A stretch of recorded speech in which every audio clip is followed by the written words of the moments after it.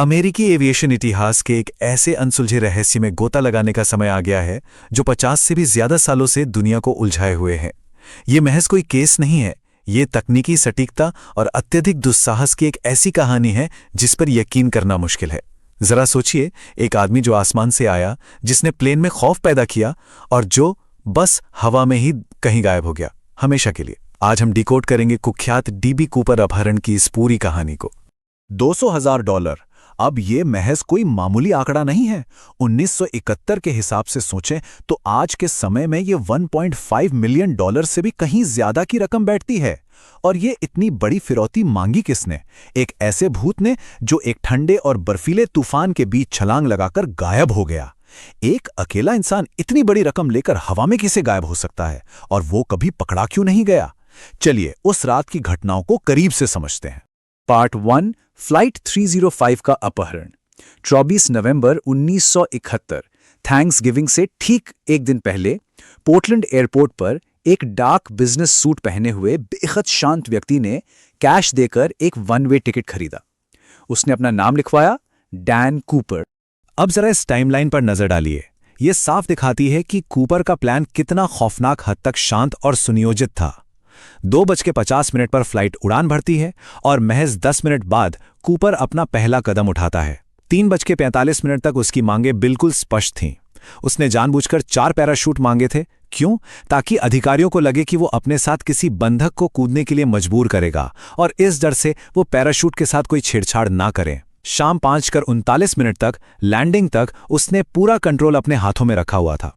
रोंगटे खड़े कर देने वाला है ना? ये वो सटीक नोट था जो कूपर ने फ्लाइट अटेंडेंट फ्लोरेंस शैफनर को बेहद शांति से थमाया था। बोइंग 727 के अंदर एक ऐसा माहौल बन चुका था जिसे आप किसी थ्रिलर फिल्म में देखते हैं। ब्रीफकेस के अंदर लाल सिलेंडर और तार साफ दिख रहे थे, लेकिन सबसे अजीब बात क्या थी? चश्मदीदों के मुताबिक कूपर बिल्कुल पैनिक नहीं कर रहा था। वो आराम से अपनी सिगरेट पी रहा था और ड्रिंक्स ऑर्डर कर रहा था। पार्ट 2, अंधेरे में एक छलांग। सियाटल में विमान में ईंधन भरने के बाद उड़ान का दूसरा और सबसे खौफनाक चरण शुरू होता है, जहां मंजिल दक्षिण की ओर मेक्सिको थी। यहां जो चीज सबसे ज्यादा हैरान करती है वो है कूपर की शर्तें। ये कोई आम अपराधी की मांगें नहीं थीं। 10,000 फीट से कम ऊंचाई, 150 से 190 नॉट्स की स्पीड, लैंडिंग गियर डाउन, और सबसे बड़ी बात, पीछे की सीढ़ियां खुली हुई। बोइंग 727 उस समय उन गिने चुने कमर्शियल विमानों में से था जिसकी पीछे की सीढ़ियां हवा में खुल सकती थीं। इससे एक बात तो शीशे की तरह साफ हो जाती है, उसे एविएशन की गहरी, बहुत ही विशिष्ट समझ थी। ये कोई तुक्का नहीं था। लेकिन बाहर का मौसम एकदम भयानक। रात के 8:13 बज रहे थे। शून्य दृश्यता के साथ जोरदार बारिश, 200 मील प्रति घंटे की रफ्तार से चलने वाली तूफानी हवाएं और जमा देने वाला -14 डिग्री सेल्सियस का तापमान। ठीक इसी वक्त कॉकपिट में बैठे क्रू को विमान की पूंछ में अचानक ऊपर की ओर एक तेज उछाल महसूस होता है। यही वो पल था। कूपर अपने बिजनेस सूट में उस अंधेरे और बर्फीली तूफान के बीच छलांग लगा चुका था। तो सबसे बड़ा सवाल जो हम सबके दिमाग में आता है, क्या कोई भी इंसान इतनी भयानक परिस्थितियों में जिंदा बच सकता है? FBI का शुरुआती तौर पर यही मानना था कि ये छलांग सीधा मौत के मुंह में जाने जैसी थी। बिना किसी सेफ्टी गियर के रात के अंधेरे में जंगली इलाके में कूदना आत्महत्या ही तो है। लेकिन दूसरी तरफ इतने दशकों के विशाल सर्च ऑपरेशन के बावजूद आज तक कूपर का शरीर या उसका मुख्य पैराशूट कभी नहीं मिला, कुछ भी नहीं। पार्ट 3, फॉरेंसिक और नेकटाई। कूपर तो गायब हो गया, लेकिन अपनी सीट 18E पर वो एक बहुत ही अहम सुराग छोड़ गया था। JC पेनी ब्रांड की एक ब्लैक क्लिप ऑन टाई। दिखने में ये एक साधारण सी टाई थी, लेकिन जब आधुनिक इलेक्ट्रॉन माइक्रोस्कोप से इसकी जांच हुई तो ये किसी खजाने से कम नहीं निकली। इसके रेशों में शुद्ध टाइटेनियम, एंटीमनी बिस्मथ और स्ट्रोंशियम सल्फाइड जैसे रसायन मिले। 1971 के दशक में शुद्ध टाइटेनियम कोई ऐसी चीज नहीं थी जो आपको सड़क पर मिल जाए। इसका इस्तेमाल बोइंग की हाई एंड एरोस्पेस विनिर्माण सुविधाओं में होता था। ये एक तरह का केमिकल फिंगरप्रिंट था जो चिल्ला चिल्ला कर कह रहा था कि कूपर शायद कोई एरोस्पेस इंजीनियर या लैब मैनेजर था। और दिलचस्प बात तो यह है कि आज भी इस पर रिसर्च जारी है। 2024 से 2026 के हालिया वैज्ञानिक विश्लेषण से पता चला है कि स्टेनलेस स्टील के साथ मिले टाइटेनियम के कण केवल कोल्ड रोलिंग प्रक्रिया के दौरान ही बन सकते हैं। और ये प्रक्रिया कहाँ होती थी? क्रूसिबल स्टील जैसी विशिष्ट सुविधाओं में, जो कि बोइंग का ही एक प्रमुख उपठेकेदार था। इस एक साधारण सी टाई ने जांच की दिशा को आम अपराधियों से हटाकर सूट पहनने वाले तकनीकी प्रोफेशनल्स की ओर मोड़ दिया। पार्ट 4, टीना बार की फिरौती। फास्ट फॉरवर्ड करते हैं 1980s में, यानी घटना के 9 साल बाद, जब एक ऐसी खोज हुई जिसने सुलझने के बजाय रहस्य को और उलझा दिया।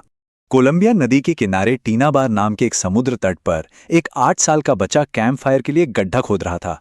तभी उसे रेत के नीचे से $5,800 मिलते हैं। ये $20 के सड़ते हुए नोट थे। जब FBI ने इनकी सीरियल नंबर मिलाए तो बिंगो, ये डैन कूपर की फिरौती की रकम थी। लेकिन कहानी में असली ट्विस्ट यहां आता है। जीव विज्ञानियों ने जब नोटों की जांच की तो उन पर सूक्ष्म शैवाल यानी डायाटम मिले। ये वो डायाटम थे जो केवल गर्मियों के मौसम में खिलते हैं। याद है ना कूपर कब कूदा था? नवंबर की कड़कड़ाती ठंड में। इसका सीधा सा मतलब है कि पैसे छलांग के तुरंत बाद वहां नहीं दबे थे। और तो और भूवैज्ञानिकों ने बताया कि वो रेत की परत 1974 की ड्रेजिंग प्रक्रिया के दौरान वहां आई थी। लेकिन जो चीज सबसे ज्यादा दिमाग चकराने वाली थी वो थे नोटों को बांधने वाले रबर बैंड, जो इतने सालों बाद भी सही सलामत थे। तो ये पैसे वहां पहुंचे कैसे? इसके लिए 2 मुख्य थियरीज हैं। पहली, प्राकृतिक बहाव, मतलब पैसे नदी में गिरे और सालों तक बहते हुए वहां पहुंच गए। लेकिन क्या रबर बैंड इतने सालों तक पानी के तेज बहाव में सुरक्षित रह सकते हैं? मुश्किल लगता है। दूसरी थियरी है मानवीय हस्तक्षेप की। क्या खुद कूपर या उसके किसी साथी ने FBI का ध्यान भटकाने के लिए बाद में जानबूझकर उन पैसों को वहां गाड़ दिया था? दोनों ही थियरीज अपने आप में बहुत ही उलझी हुई हैं। पार्ट 5, मुख्य संदिग्धों की प्रोफाइलिंग। इस सब के बीच आखिर FBI की रडार पर कौन कौन था? आइए उन लोगों की केस फाइल देखते हैं जिनके पास इस दुस्साहसिक काम को करने का कौशल था। सैकड़ों लोगों की जांच के बाद कुछ नाम सबसे ऊपर आए। पहला, रिचर्ड मैककॉय जूनियर, जो एक आर्मी वेटरन था और जिसने कूपर के ठीक 4 महीने बाद हूबहू उसी तरीके से एक प्लेन हाईजैक किया था। दूसरा था शेरिडन पीटरसन, जो बोइंग में ही काम करता था और सूट पहनकर स्मोक जंपिंग के स्टंट करता था। और तीसरा, रॉबर्ट रैक्स्ट्रॉ, एक हाईली ट्रेंड आर्मी पैराट्रूपर। हालांकि FBI ने चश्मदीदों के बयानों और कुछ अन्य कारणों से इन्हें आधिकारिक तौर पर खारिज कर दिया था। FBI ने भले ही 2016 में इस केस को ऑफिशियली सस्पेंड कर दिया हो, लेकिन ये केस कभी पूरी तरह से बंद नहीं हुआ। 2024 और 2025 में ही देख लीजिए, संदिग्ध रिचर्ड मैककॉय जूनियर की प्रॉपर्टी से एक पुराना पैराशूट और हार्नेस मिला, जिसे FBI ने जांच के लिए जब्त किया। इस तरह के नए सबूत और एडवांस्ड DNA तकनीक इस मामले को आज भी जिंदा रखे हुए हैं। पार्ट 6, सांस्कृतिक कनेक्शन। चलिए अब एक ऐसे सुराग की बात करते हैं जो बिल्कुल हमारी आंखों के सामने था। वो उपनाम जो हाईजैकर ने चुना था, डैन कूपर। ये कोई रैंडम नाम नहीं था। 1954 में फ्रेंच भाषी देशों में डैन कूपर नाम की एक बहुत मशहूर कॉमिक बुक सीरीज चलती थी।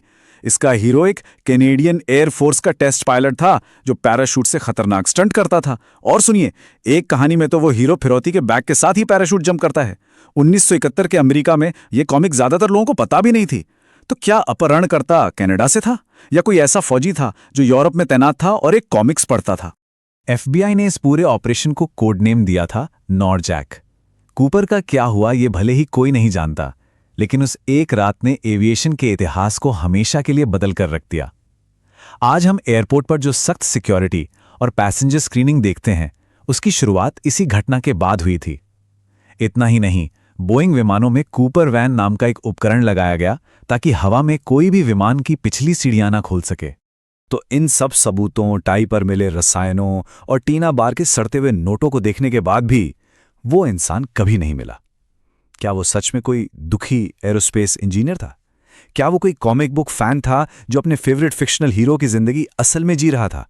या फिर क्या वो उस बर्फीली अंधेरी रात में हमेशा के लिए खत्म हो गया? DB कूपर का रहस्य आज भी हमें चिढ़ाता है और बस एक ही सवाल छोड़ जाता है, आखिर वो गया तो गया कहां?